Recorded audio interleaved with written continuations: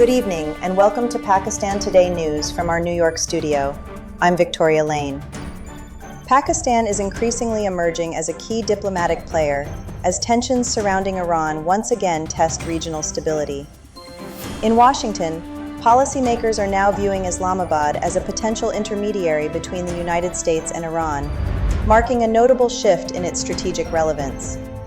A U.S. lawmaker has described Pakistan as a very important neutral party, citing its balanced relations with both sides.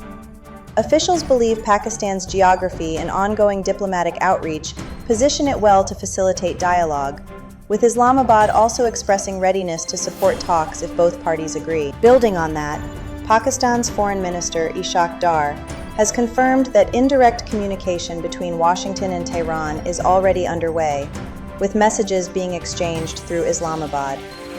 While direct negotiations remain unlikely for now, a Pakistan-led initiative, supported by Turkey and Egypt, has opened a narrow window for de-escalation. Islamabad is also being considered as a possible venue for future talks, though significant differences between the two sides persist.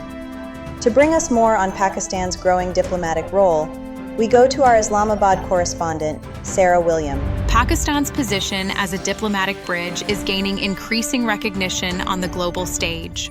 Officials here say the country is leveraging its long-standing ties with both Washington and Tehran to facilitate indirect engagement.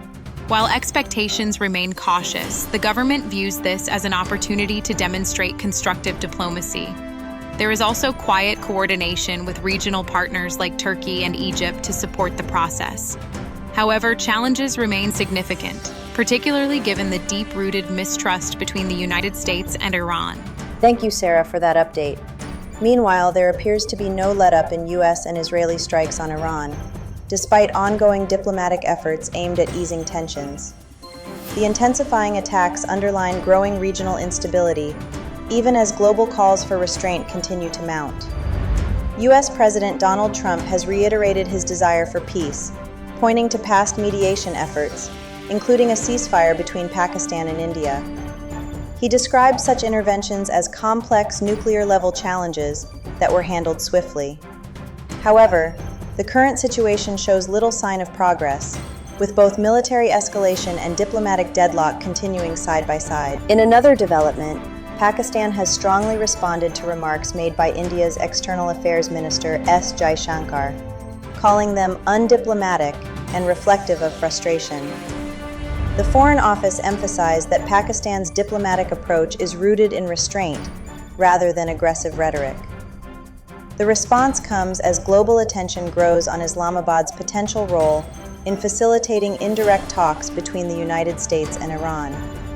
Notably, some political voices within India have also criticized their government, describing Pakistan's rising diplomatic relevance as a setback for New Delhi's foreign policy. Turning to international affairs, North Korea and Belarus have signed a friendship and cooperation treaty during President Alexander Lukashenko's first official visit to Pyongyang.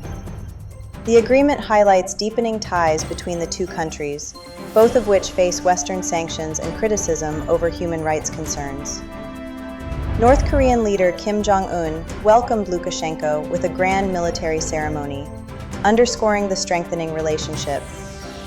Both nations have also expressed support for Russia in the Ukraine conflict, signaling closer alignment and a shared push toward a more multipolar global order. Back home, the repatriation of undocumented Afghan nationals at the Torkham border has been temporarily suspended following a cross-border incident in which a Pakistani border security official was injured.